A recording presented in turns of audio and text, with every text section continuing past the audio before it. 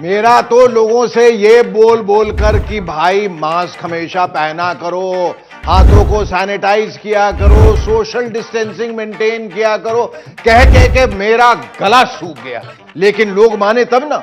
ऐसा लगता है कि कोरोना की सेकेंड वेव से नजरें चुरा के हमारे सम्माननीय आदरणीय नेतागण पब्लिक को वेव करने में ही बिजी है। जो कोरोना का सेकंड वेव आया है उसकी कोई चिंता नहीं, सिर्फ वेव करो। अब हमारी सत्ताधारी पार्टी के अध्यक्ष जी को ही देख लीजिए।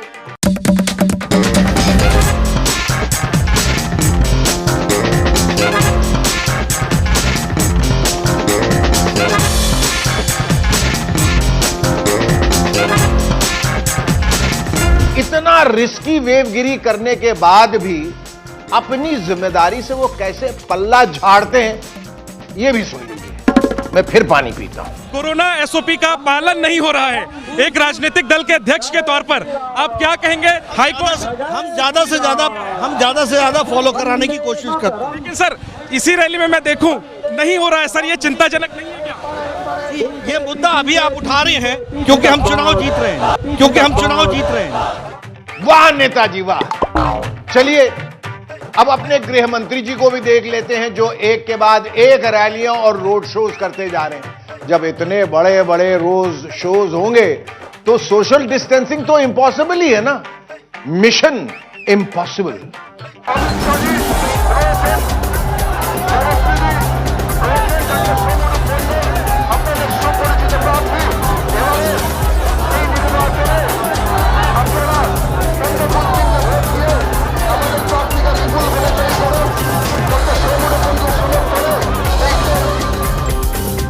ऐसा ही एक रोड शो उन्होंने शांतिपुर में भी किया था और उसके बाद मीडिया से भी मुखातिब हुए थे, लेकिन उनके मुख पर मास्क तब भी नहीं था। वो न सिर्फ ये भूल गए कि उनका मास्क कहां है, बल्कि ये भी भूल गए कि उनका प्रत्याशी कहां है। कहां भाई प्रत्याशी? कहां गया? यहां खड़े हो भाई, तेरे लिए तो आएंगे। प्रत्याशी कहां गया? यहां खड़े हो भाई, तेरे लिए तो आएंगे। नेताजी तो नेताजी, प्रत्याशी जी सुभान अल्लाह। नेताजी तो कमाल है ही, नेताजी के प्रत्याशी उनसे भी कमाल।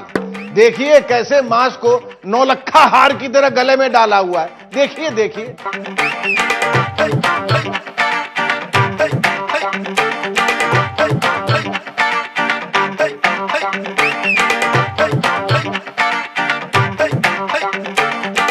भाई मास्क को तो हमारे नेता लोग ऐसे इग्नोर करते हैं जैसे इलेक्शन के बाद वो पब्लिक को करते हैं।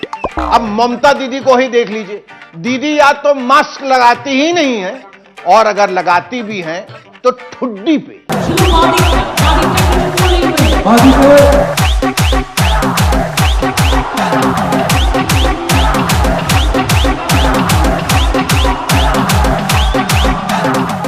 ठुड्डी पे मास्क देखकर पता है मुझे क्या लगता है बंदरू?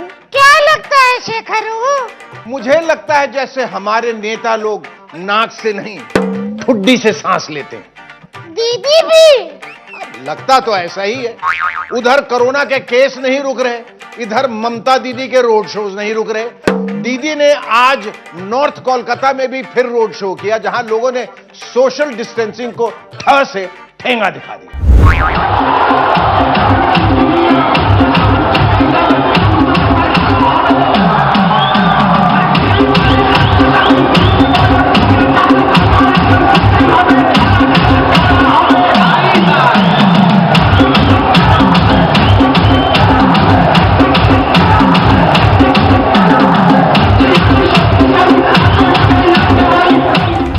रोड शोज में या तो लोग मास्क पहनते ही नहीं और अगर पहनते भी हैं तो 100 में से मुश्किल से 10-20।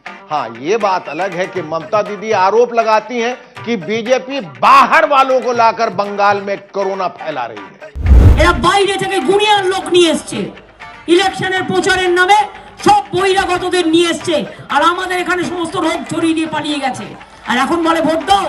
आपके इस बाहरी लोगों वाले आपके इस आरोप पर देखिए स्मृति ईरानी जी क्या कह रही हैं, सुनिए।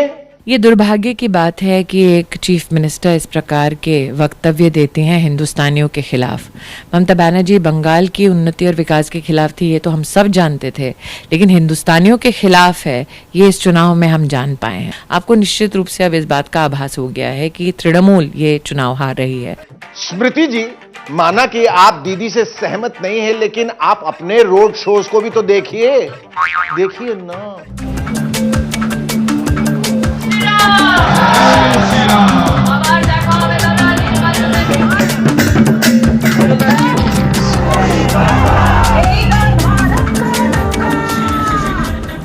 देखिए, आपके साथ खड़े प्रत्याशी ने भी मास्क नहीं लगाया हुआ है जी।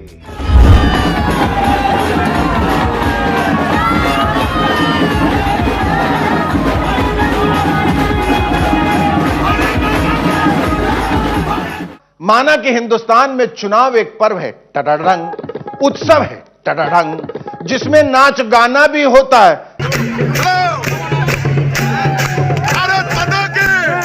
लेकिन नाचने गाने में भी कोरोना का तो ख्याल रखना ही चाहिए ना।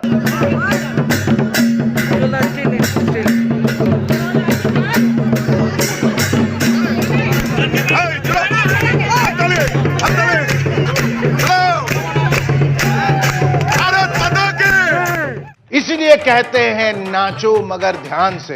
वैसे स्मृति जी का जिक्र हो और राहुल गांधी जी का जिक्र न हो, ऐसा हो सकता है क्या बंदरू? बिल्कुल भी नहीं। जिक्र होता है जब ईरानी का, राहुल गांधी की बात होती है। राहुल गांधी कोरोना के लिए हमेशा बीजेपी और केंद्र सरकार को जिम्मेदार ठहराते रहते हैं, हमेशा हमेशा हमेशा। पिछले साल फरवरी में मैंने और कांग्रेस पार्टी के सब नेताओं ने कहा, नरेंद्र मोदी जी, कोरोना से हिंदुस्तान को बहुत नुकसान होने वाला है, अर्थव्यवस्था को बचाने का काम शुरू कीजिए और ये ऐसा तूफान आएगा जिससे पूरे हिंदुस्तान को चोट लगेगी। बस तो आप हमेशा इस बात का क्रेडिट लेते हैं कि आपने पहले ही बता दिया था, लेकिन कोरोना की गाइडलाइंस को खुद कितनी जिम्मेदारी से निभाते हैं, देखिए।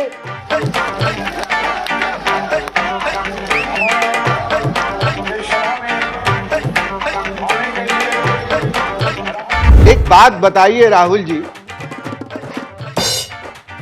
नहीं बताइए, जब आप दूसरे लोगों को जिम्मेदार बताते रहते हैं, तब आप खुद भी तो रैली कर रहे होते हैं ना? बताओ भैया, कर रहे होते हैं ना?